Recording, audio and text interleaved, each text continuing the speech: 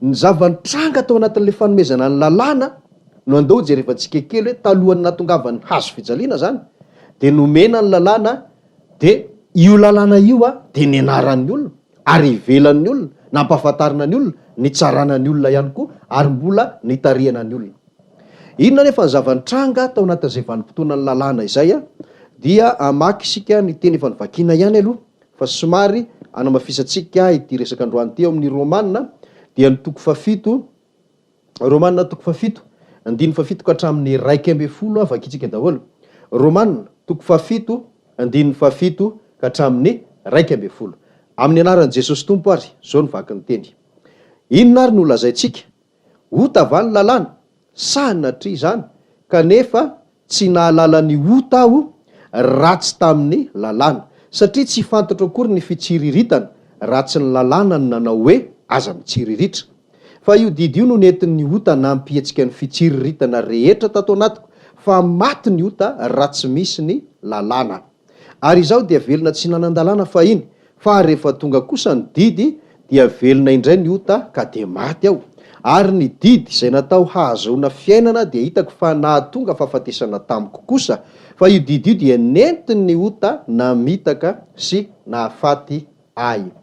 Efa nazavaintsika io tamin'ny fampianarana farany fa amafisiko ihany zany hoe zao ny zavanitranga tao anatin'le hoe nomena ny olona ny lalàna de hitany masony vakina aminy fa ny azontsika maritana azy amin'ny teny tokana moa de hoe ivelan'ny olona ny lalàna ary ny lalàna iny no mifehy sy mitarika ny fiainan'ny olona ka na misy zavatra tiany atao azy rehefa mifanipaka amin'iny lalàna iny de tsy manao le olona ao anatiny teanao ary ohatra mila n'le zavatra mihitsy le ao anatiny eo zay le hoe filana zay fa sakanan'le lalàna de lasa tsy manao izy na teanao azy fa raha sanatria tsy voafehany tenany ka lasa manao ihany izy zany hoe mandika an'le lalàna de misy lalàna hafa indray mitsara azy hoe zao nanaovana n'iny olona iny satria nandika an'ity lalàna ity izy.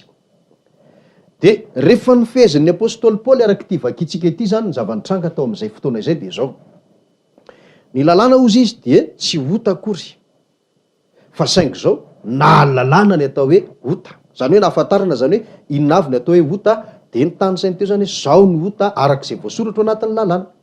Maka ohatra anankiray ho ny apôstôly Paoly hoe misy lalàna hoe aza mitsiriritra za zany ho izy tsy nahalala mihitsy hoe fahotana na ota le hoe mitsiriritra raha tsy io lalàna io no niteny tamiko hoe aza mitsiriritra fa saingy zao ny olana ho izy araky ny nahalalako an'io lalàna io am'izay zany hoe tsy azo atao le mitsiriritra vo maika am'izay izy nietsika bela tato anatiko tato le fitsiriritana tato anatiko tato de lasa ny rongatra daholo arakaraky ny nahitako an'io.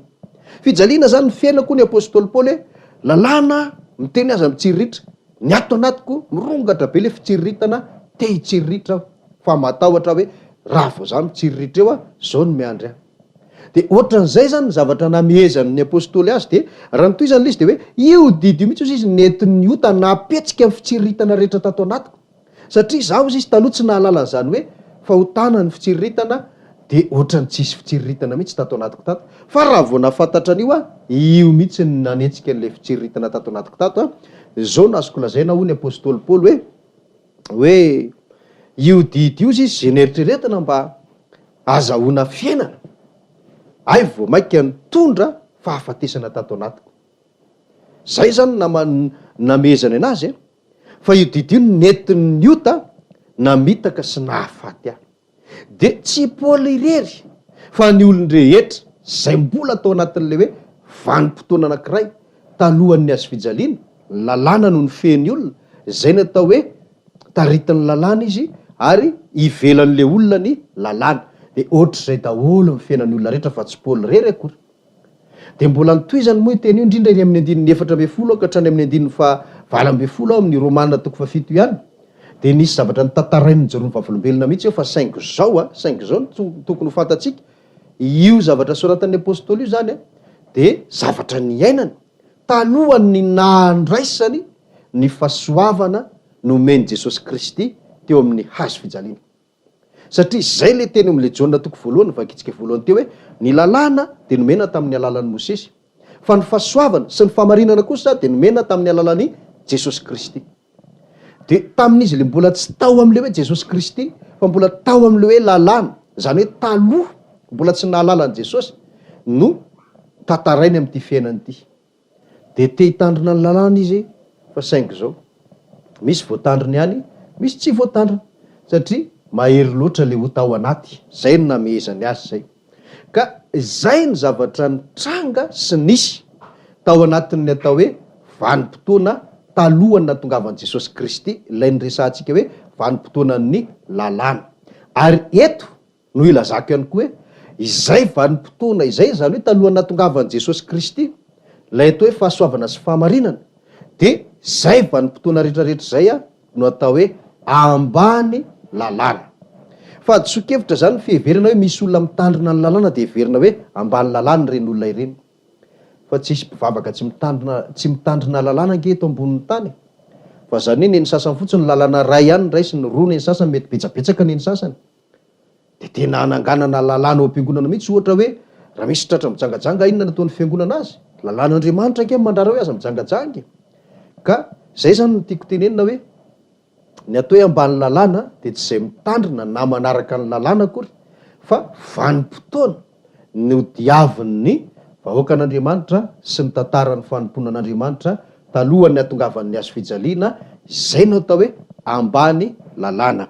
De efa niresantsika teo hoe inona zavatra nisy tao anatin'izay vanim-potoana izay de le hoe napetsika ny ota. Tsy natanteraka an'le fahamarinana zay tian'Andriamanitra mihitsy zany. De inona ary nataon'Andriamanitra rehefa nahita an'izay zavatra zay? Hoe nomena ny lalàna. Ay! Vao maika niteraka zava-dratsy tao anatin'le olona. Le hoe nahazahoana fiainana ny naniriana azy, ay vao maika niteraka fahafatesana, vao maika niteraka fitaka, araky ny romanina vakitsika teo. Inona ary ny programan'Andriamanitra tamin'izany fotoana izany noho ny fahitany ny tsy fitezan-javatra izay tsy araky ny eritreretiny teo amin'ny olona. Amaky tenin'Andriamanitra sika ao amin'ny bokin'ny Jeremia. Jeremia toko fa 1:30 de ny andininy 1:30 ka hatramin'ny 4:30. Jeremia toko fa 1:30, andininy fa 1:30 ka hatramin'ny andininy 4:30 ary amin'ny anaran'i Jesosy Kristy zao ny vaky ny teny.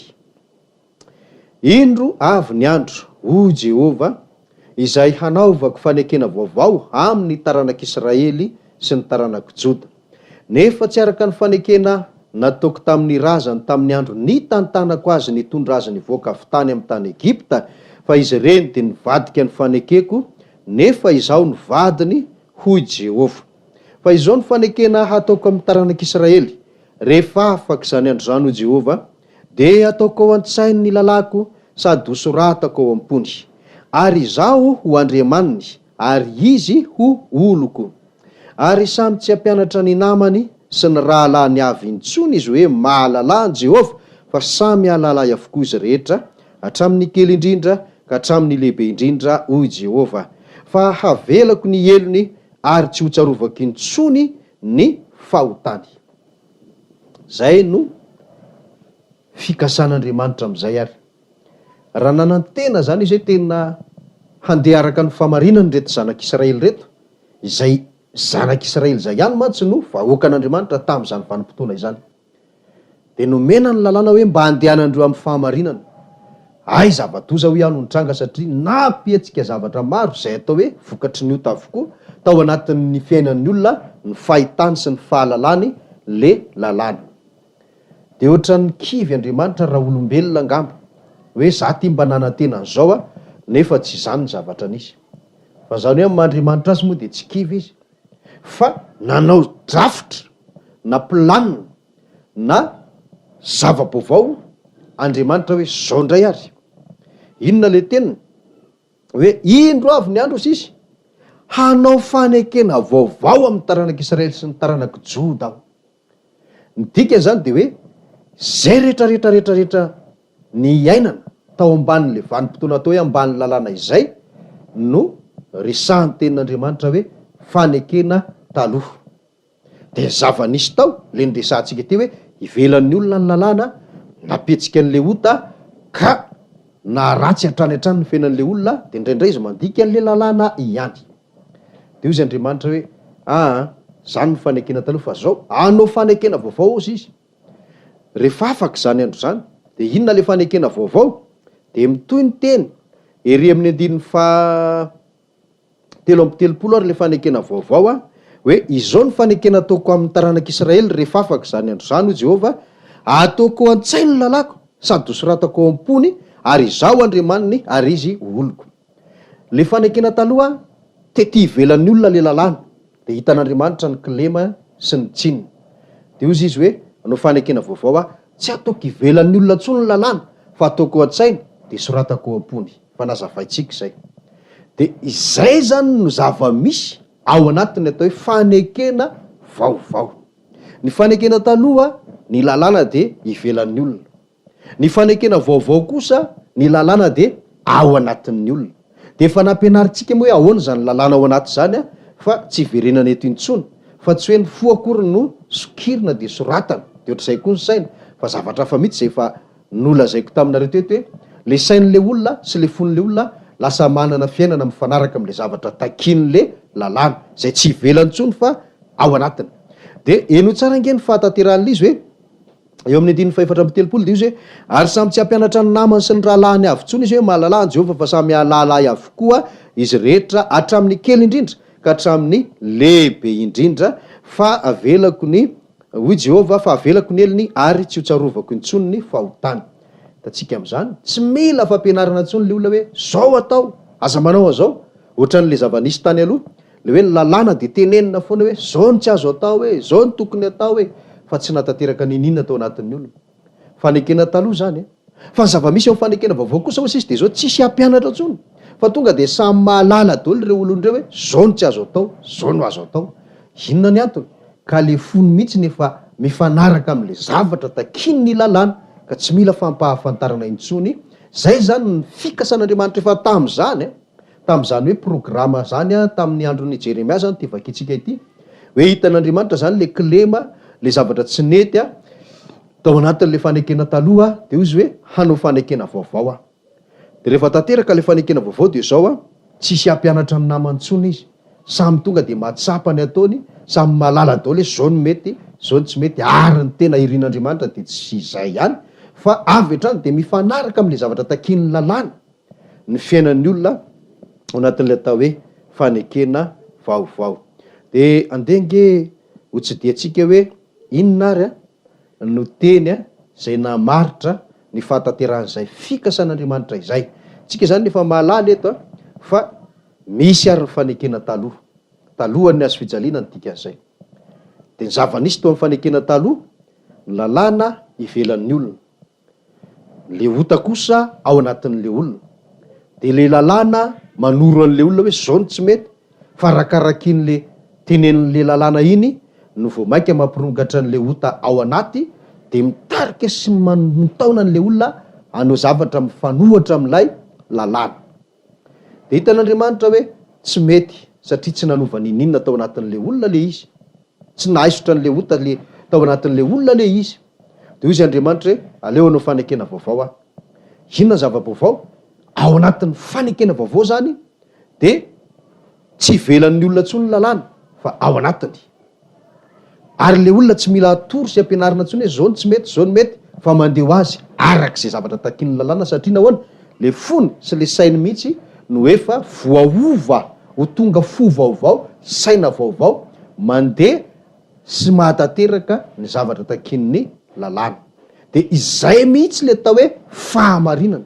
Le zavatra takin'ny lalàna nge ny atao hoe fahamarinana de lasa ao anatin'le olona le fahamarinana am'izay fotoana zay dia le olona kosa manomboka eo no atao hoe ambany fahasoavana.